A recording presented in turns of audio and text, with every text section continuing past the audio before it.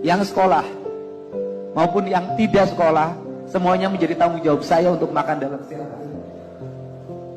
Pak Sekda tolong dicatetin, dan Kepala Dinas Pendidikan mencatatkan yang sekolah untuk tetap bersekolah, yang SD tetap sekolah SD, yang masuk SMP masuk SMP, yang masuk SMA masuk SMA, nggak boleh putus sekolahnya. Dan semuanya menjadi tanggung jawab gubernur untuk pendidikannya dan makannya. Karena ini adalah kelalaian kami, kelalaian negara tidak hadir memberikan tindakan yang nyata terhadap sebuah peristiwa yang akan dan pada akhirnya menimbulkan korban jiwa. Jadi ibu nggak usah khawatir terhadap makan dan susu anak-anaknya. Saya menanggung seluruh biaya hidup anak-anaknya dan saya menanggung biaya. Assalamualaikum warahmatullahi wabarakatuh. Kembali di kanal King Cepi, dan di kesempatan kali ini gua ngerasa bahwa baru kali ini gua nemu pemimpin yang melakukan pendekatan terhadap masyarakatnya melalui rasa. Yang mana itu merupakan hal yang sangat dirindukan tentunya oleh masyarakat di seluruh Indonesia lah. Yang selama ini kita hanya bisa menyaksikan ambisi-ambisi dan juga hasrat politik para kaum tirani yang membuat kita tentunya sebagai masyarakat tidak bisa merasakan manfaat dari negara, tidak bisa merasakan manfaat dari para penyelenggara negara, begitupun eksekutif maupun legislatifnya. Nah, yang selama ini kita lihat kan pemandangannya itu hanya perebutan tahta dan kekuasaan. Hari ini pun itu masih terjadi sebetulnya. Cuman mungkin di daerah-daerah lain, tidak berlaku di Jawa Barat lagi. Jawa Barat saat ini memiliki seorang pemimpin yang memang bisa diandalkan oleh rakyatnya. Ketika memang rakyat bisa langsung menyampaikan apa yang menjadi keluhan dan juga problemnya kepada seorang pemimpin. Ada memang beberapa mungkin dari golongan elit yang kurang setuju lah gitu dengan gaya kepemimpinan Kang Deddy Mulyadi. Tapi sekali lagi ya, Kang Deddy Mulyadi yang ngebelain rakyat, karena Kang Deddy Mulyadi itu milik rakyat. Jadi tolong ya buat teman-teman dimanapun kalian berada, gue minta tetap stay untuk menjaga Kang Deddy Mulyadi agar supaya pemberitaan di media sosial ini tidak miring dan tidak melenceng terlalu jauh gitu.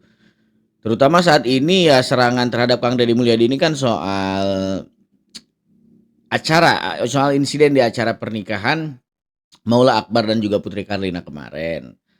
Meski sudah dijelaskan oleh Kang Deddy Mulyadi bahwa beliau tidak mengetahui, bahkan beliau tidak mengizinkan diadakannya acara tersebut, karena Kang Deddy Mulyadi juga tidak mendengar penjelasan secara langsung dari Maula Akbar tentang bagaimana mekanisme acara tersebut akan dijalankan. Nah, makanya di sini Kang Deddy menegaskan kepada pihak media bahwa dia sebetulnya tidak mengizinkan itu dan juga dia tidak menyetujui apa yang menjadi ide Maula Akbar. Tapi ya sekali lagi netizen yang maha tahu ya, yang terutama yang memang niatnya sudah mau menyinyiri Kang Deddy Mulyadi gitu, yang memang gak suka dengan gaya kepemimpinan Kang Deddy Mulyadi, yang mana mereka selama ini merasa aman gitu kan dalam menjalankan aksi-aksi yang koruptif mereka gitu. Saat ini mereka sudah nggak bisa lagi gitu menjalankan semua itu. Hidup mereka sudah mulai tidak tenang. Pasti mereka menyerang dengan narasi-narasi yang miring, walaupun itu tanpa dasar sebenarnya.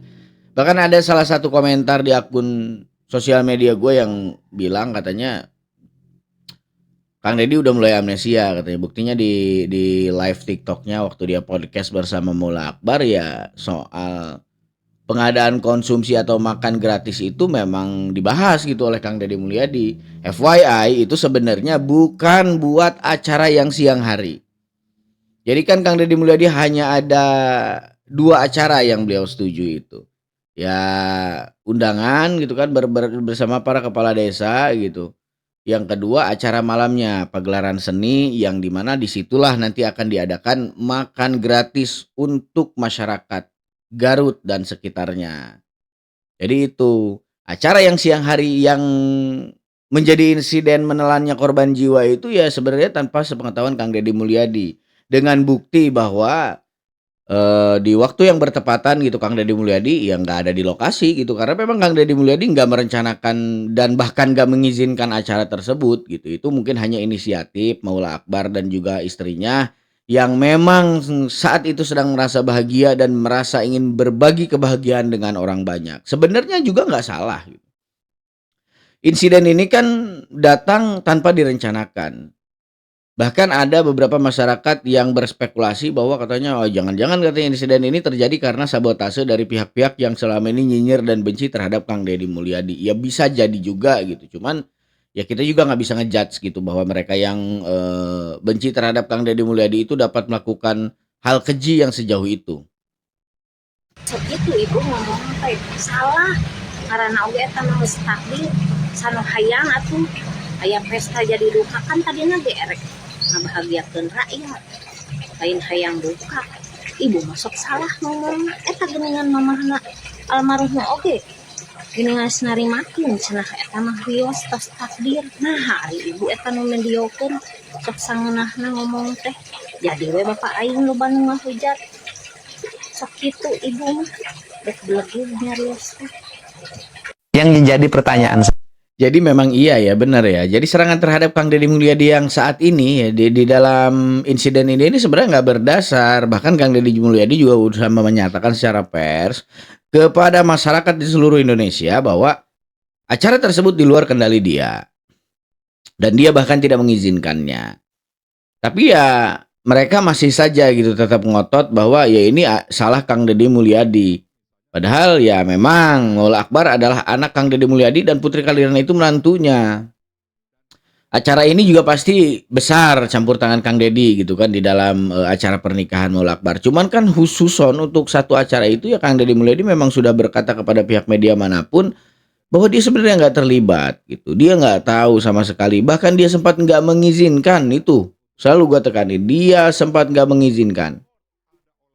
Walaupun pada akhirnya ya namanya anak ya gitu. Kalau kalau memang sudah teguh dengan rencananya ya dia tetap menjalankan hingga pada akhirnya insiden itu pun terjadi gitu ya. Dan Kang Deddy baik pun Maula Akbar dan istrinya sudah meminta maaf kepada masyarakat Indonesia terutama kepada pihak keluarga korban yang mana keluarga korban pun sudah eh, memahami dan juga sudah sabar dan sadar diri bahwa itu semua takdir dari Yang Maha Kuasa. Nah, itu catatannya buat kita. Jadi antara mereka saja gitu kan yang memang kita merasa memiliki permasalahan sudah damai gitu. Kenapa kita di bawah ini harus recet, harus ribut satu sama lain dan saling menghujat dan menyalahkan. Itu kan sebenarnya hanya membuang-buang waktu saja. adalah kenapa setiap nilai-nilai kebudayaan masa lalu bangsa saya, orang Sunda atau orang Jawa, selalu dimusyrikan, selalu dibikin identitas bertentangan dengan agama. Letak bertentangannya di mana? Itu yang menjadi pertanyaan saya. Tetapi ajaran kebudayaan yang dibawa dari Timur Tengah itu kan juga banyak yang bukan dilahirkan pada zaman Nabi. Sebelum Nabi sudah ada. Nah, misalnya Pak Said Agil pernah menyampaikan dalam ceramahnya, masjid itu pakai menara. Menara itu dari munara. Munara itu adalah tempat penyimpanan api, yaitu orang-orang Majusi waktu itu menyembah api yang disimpan di menara. Nah itu sebenarnya jadi pertanyaan besar gue juga ya selama ini kepada tokoh-tokoh yang memang selama ini melakukan provokasi-provokasi terhadap masyarakat dengan mengatasnamakan agama gitu. Nah di situ gua agak apa ya agak sedikit terganggu ya pikiran gua sampai hari ini juga gua masih ngerasa bahwa kenapa gitu harus setidak adil itu gitu. Sementara Islam masuk ke Indonesia di mana notabene Indonesia ini sudah memiliki kebudayaan tersendiri gitu dan diutuslah para wali untuk menyebarkan Islam di Indonesia tanpa merusak citra kebudayaan yang sudah dimiliki dan sudah mengakar di masyarakat Nusantara pada awalnya gitu. Nah, itu masih baik-baik aja tuh nyampe situ. Bahkan ya beberapa kali para wali juga ada memang yang berdakwah gitu lewat wayang kulit, lewat kidung, tembang-tembang Jawa gitu kan. Ya artinya kita mengislamkan sebuah kebudayaan gitu, yang tadinya kebudayaan itu tidak menyembah kepada Allah Subhanahu wa taala. Jadi dengan hadirnya para wali, mereka mengislamkan budaya-budaya yang selama ini, selama ribuan tahun sudah dianut oleh masyarakat Nusantara. Datanglah kawanan-kawanan dari sana gitu kan, yang mengatakan bahwa budaya Arab itu lebih mulia gitu. Bahkan secara face, secara wajah, ada salah satu tokoh dari golongan itu mengatakan bahwa ya secara face juga ya mereka lebih unggul gitu kan. Itu artinya kan sudah body shaming ya. Itu udah nggak benar sebenarnya. Tapi sampai saat ini masih aja gitu banyak yang ngebela mereka. Yang jadi bikin gua sakit hati itu yang ngebela mereka itu ya orang-orang kita juga sebenarnya yang mati-matian gitu. Kalau ada orang yang istilahnya mengkritik tokoh-tokoh dari golongan itu di sosial media, yang nyerangnya itu orang-orang Indonesia juga, bro. Yang nyerangnya itu orang-orang pribumi asli Nusantara yang mengaku cinta kepada mereka. Jadi kenapa gitu? Kenapa kebudayaan Nusantara itu sekarang ini selalu dipermasalahkan oleh orang Nusantara sendiri dari doktrin yang disebarkan oleh mereka. Kaum-kaum yang memang bisa kita bilang mereka itu kaum asing yang datang ke tempat kita dan mendeklarasikan bahwa kebudayaan mereka itu lebih hebat daripada kita. Bukankah itu penjajahan secara budaya kalau menurut gua ya? Cuman ya kalau bagi yang nggak setuju ya nggak apa-apa gitu. Ini kan pendapat gua pribadi gitu. Itu tuh penjajahan secara budaya menurut gua. Jadi budaya kita itu mau dihilangkan. Kalau budaya kita sudah dihilangkan, artinya jati diri kita sebagai sebuah bangsa itu udah hilang. Udah total. Kita udah dirombak. Jadi kalau dibilang kita Indonesia itu bukan orisinil Indonesia lagi. Gitu. Kita kurang toleran gimana kan sebagai bangsa. Budaya apapun boleh masuk gitu kan. Ayo kita kembangkan dan kita budayakan dan berdayakan juga di Nusantara. Tapi kenapa ketika kalian ingin membudayakan budaya kalian yang dari sana ke Nusantara gitu, kalian terkesan ingin menghapus budaya asli kami justru gitu. Gue jadi ingat kisah suku Indian gitu yang pada akhirnya terusir kan dari tanah asalnya sendiri, Amerika. Nah, jangan-jangan ya ini bisa terjadi juga gitu ke kita pada akhirnya. Iya, katakanlah kita masih bangsa Indonesia. Yang Sunda masih bersuku Sunda. Yang Jawa masih bersuku Jawa gitu. Yang orang Dayak masih bersuku Dayak. Cuman kebudayaan otentiknya itu udah nggak ada lagi gitu. Jadi kalau orang Dayak ya semua sudah bersorban gitu kan. Sudah memakai gamis, memakai jubah gitu. Orang Sunda juga gitu pada akhirnya gitu. Orang Jawa udah nggak dengan belangkonnya lagi. Orang Sunda sudah tidak dengan ikatnya lagi. Orang Jawa sudah tidak dengan luriknya lagi. Jadi hilang. Itulah sebenarnya kalau mau kita sadari adalah percobaan untuk penguburan budaya kita. Dan tanpa kita sadari, lambat laun saudara-saudara kita sudah mulai terpancing, sudah mulai ikut golongan mereka. Bahkan mereka sudah rela gitu mencium kaki-kaki mereka, bangsa-bangsa pendatang yang ingin merusak kebudayaan kita gitu. Tidak apa-apa. Kita ini adalah orang Islam. Orang Islam yang memeluk, yang memegang teguh kebudayaan Nusantara. Jadi Islam itu ya nggak bisa dibenturkan dengan budaya. Karena ya Islam itu adalah agama yang memang mengantar kebudayaan gitu. Bukankah jubah itu sudah ada gitu sebelum Rasulullah menyatakan bahwa agama kita ini agama Islam gitu.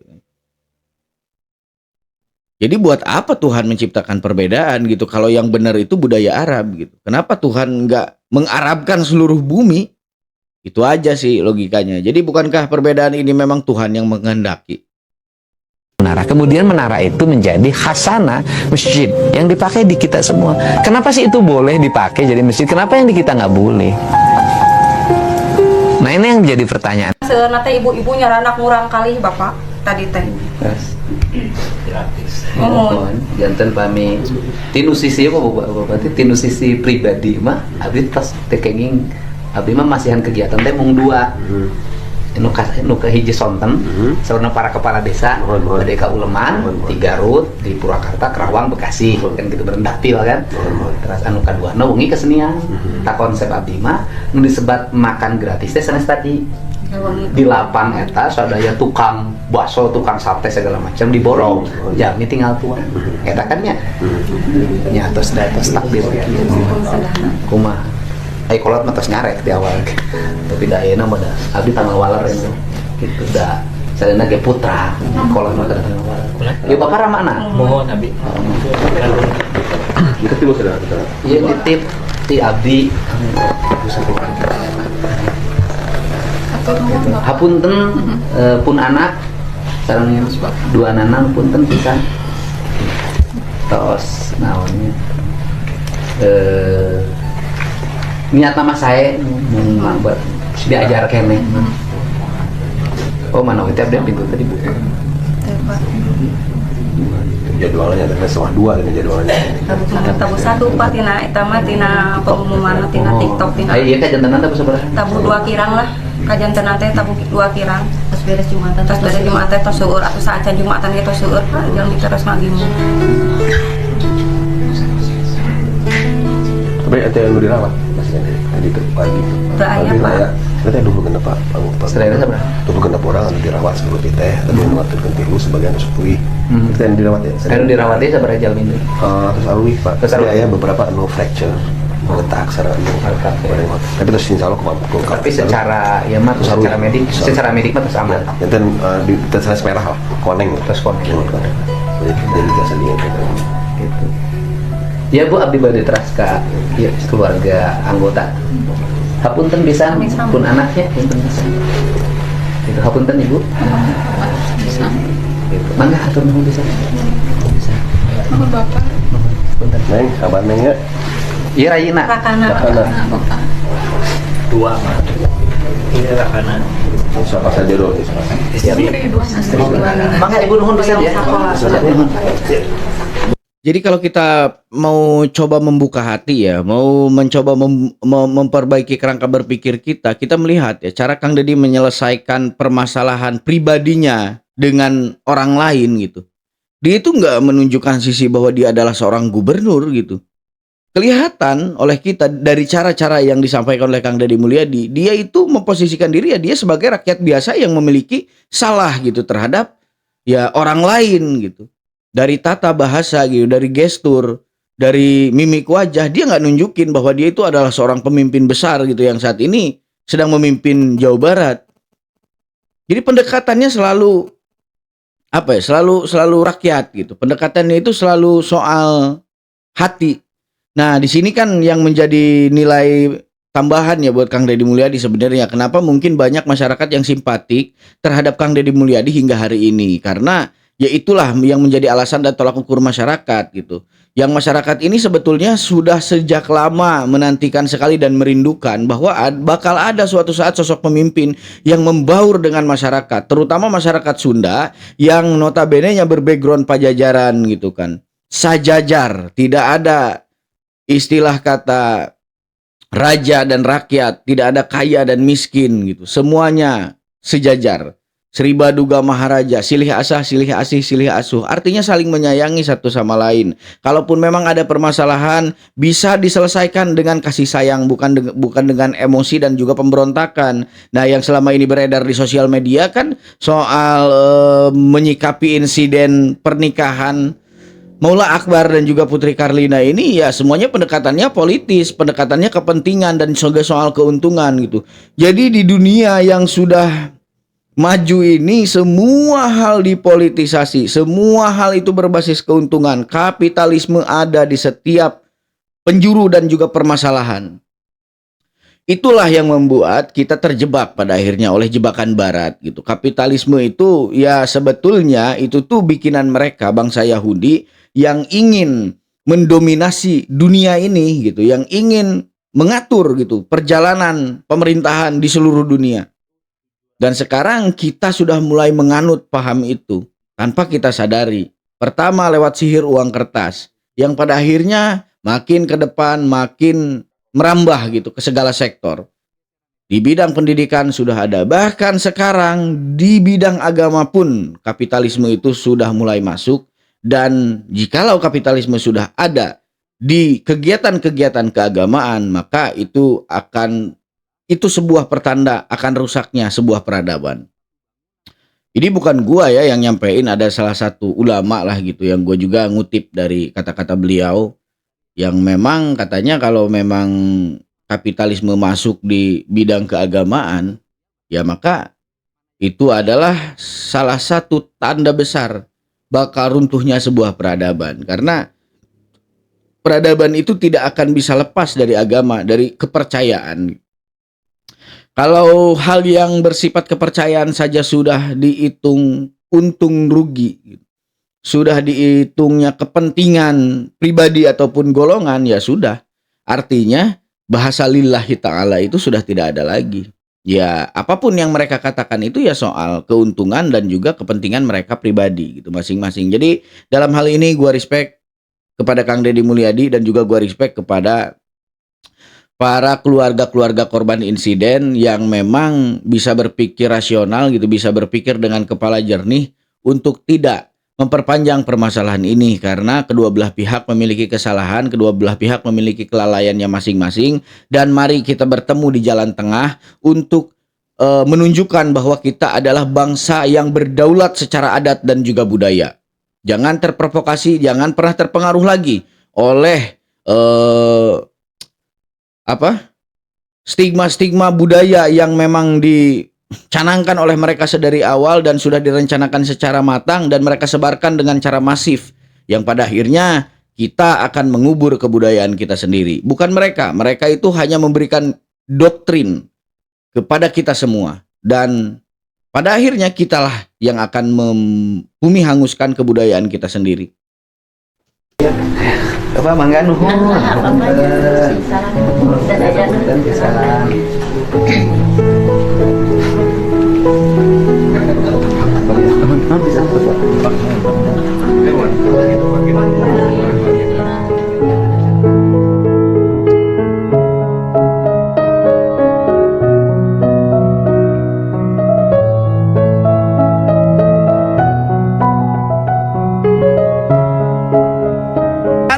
Artinya bahwa pedagangnya harus bayar sampahnya. Naik, teknologi mahal. Naiknya, teknologi mahal. Ya, siap. Kumaha siap. Pakai alasan apa? Naik. Siap. Naik. Yang penting unta bersih. Itu sebenarnya bayar 10.000 ge cukup. Namun kabeh bayar 10.000 kali 4.000, 40 juta semuanya. Sapoe, sebulan 1,2 miliar. Sekda Jawa.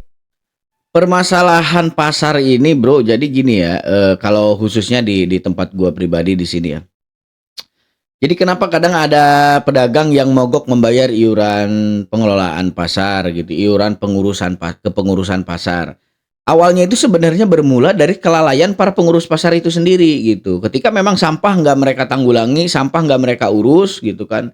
Juga tempat mereka berjualan itu ya nggak diurus.